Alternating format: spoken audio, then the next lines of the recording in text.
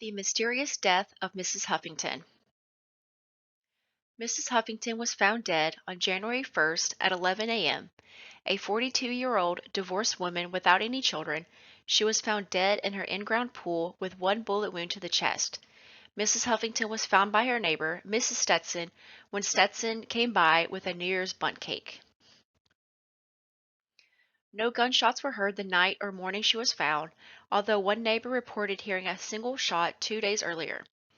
Police interviewed three suspects in the case: Mr. Huffington, the neighbor Mrs. Stetson, and a previously employed pool cleaner Charles. Mr. and Mrs. Huffington divorced about 4 years prior to the murder. Apparently, Mrs. Huffington had been seeing the pool cleaner Charles behind Mr. Huffington's back. This was all discovered when Mr. Huffington came home from work early on their anniversary and found Charles and Mrs. Huffington together. Mr. Huffington hardly reacted to the discovery, promptly and quietly filing for divorce and moving to France. Although friends seemed to think Mr. Huffington still loved Mrs. Huffington, he never contacted her again, ignoring both her phone calls and letters. However, Mr. Huffington was found the night of the murder at a hotel 2 blocks down from the murder scene. According to Huffington, he was only in town for a work-related sales conference. Mr. Huffington sold and collected rare antique firearms. According to Mr. Huffington, he did not contact his ex-wife at all and had only been in the country a day. When asked how he felt about what had happened, Mr. Huffington said, "Good, she gets what she deserves. She was a horrible woman." Mr. Huffington seemed quite angry at the interview and was anxious to get back to France now that his conference was over. Police also found lots and lots of DNA evidence at Mrs. Huffington's home that matched Mr. Huffington's DNA perfectly. Charles worked for the Huffingtons until that fateful day when Mr. Huffington found him with his wife 4 years ago. Charles had been in the pool cleaning business for 11 years and loved his job more than anything. After weeks of fairly harmless flirting, Charles fell madly in love with Mrs. Huffington. She was apprehensive at first, but they soon started dating behind Mr. Huffington's back, meeting late at night and during the day when Mr. Huffington was at work.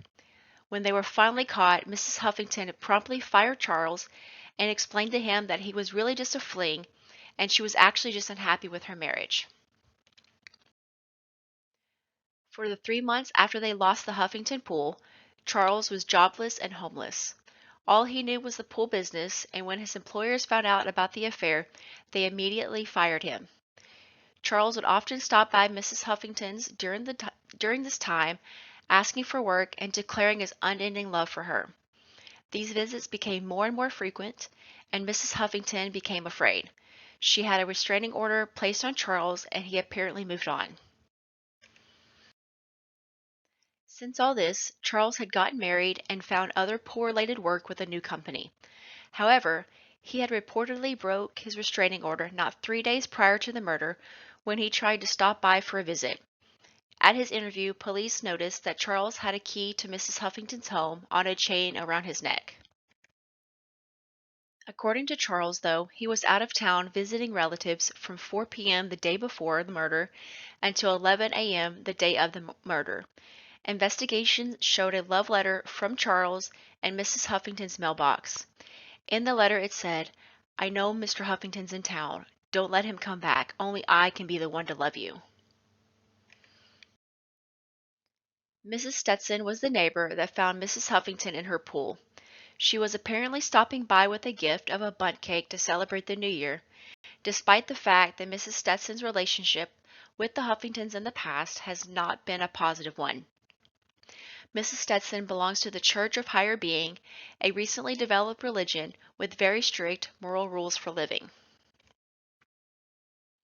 As part of her beliefs, Mrs. Stetson was absolutely enraged upon hearing about Mrs. Huffington's affair, and even more enraged when she heard that the Huffingtons were going to violate the rights of marriage by getting a divorce. Mrs. Stetson often stopped by during the divorce proceedings to publicly yell at the two of them, calling them useless, moronic human beings and idiotic non-believers. She even went as far as to put a sign in front of the Huffingtons' home that said, "Sinners live here." She threatened the couple, often by phone, and Mr. Huffington called the police twice to get her off their front porch.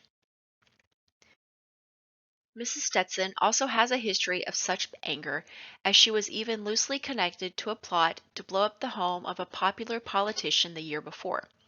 She did not face criminal charges, but her erratic behavior caused the judge to require her have a full evaluation where she was given strong medications to help her with her anger issues. At the interview, Mrs. Stetson mentioned that she had not taken those pills since October.